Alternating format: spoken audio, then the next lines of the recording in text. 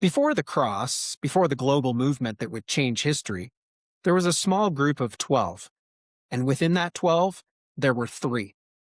Three men who saw more, heard more, felt more of the heart of Jesus Christ than anyone else on earth. Peter, James, and John. These weren't just followers, they were the inner circle.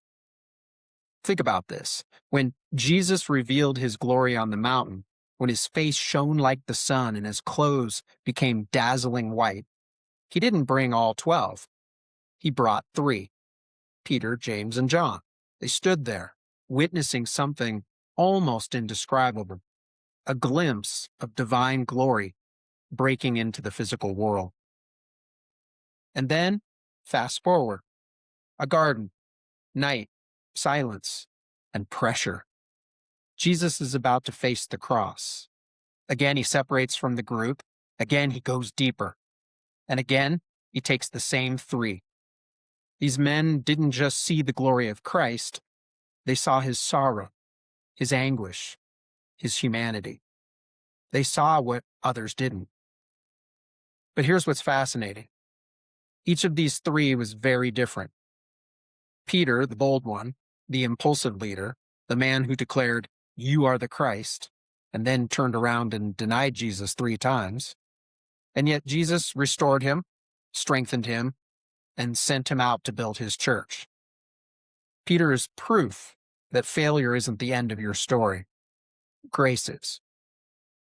James, the quiet strength, we don't hear as much from him, but we see his faith in action. He becomes the first of the 12 to die for his belief in Christ.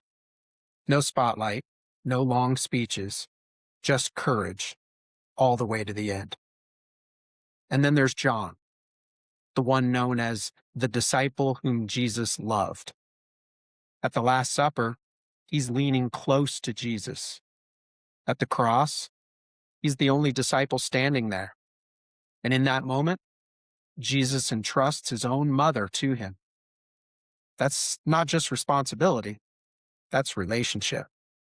John knew the heart of Jesus in a deeply personal way, and it shaped everything he wrote about: love, truth, and eternal life. So what does all this mean? Was Jesus playing favorites? No, this wasn't about status. It was about purpose. In a world where truth required witnesses, these three stood as living testimony to his glory, his suffering, and his identity. Their closeness wasn't earned, it was given. And it was meant to prepare them for leadership, for sacrifice, and for telling the story that would change the world. And here's the part that matters for us. Their story isn't meant to create distance, it's meant to extend an invitation. Because the same Jesus who walked with Peter, James, and John still calls people closer today. Not based on perfection, not based on performance, but based on surrender. So the question isn't, who was closest to Jesus? The real question is, how close are you willing to get? In the end, the inner circle reminds us of this. Jesus doesn't just want admirers, he wants followers. He wants witnesses. He wants people who will walk with him in glory, in struggle, and in truth. And that invitation is still open. For more of the biblical history related to this topic, please visit the article linked in the description. And also don't forget to like and subscribe.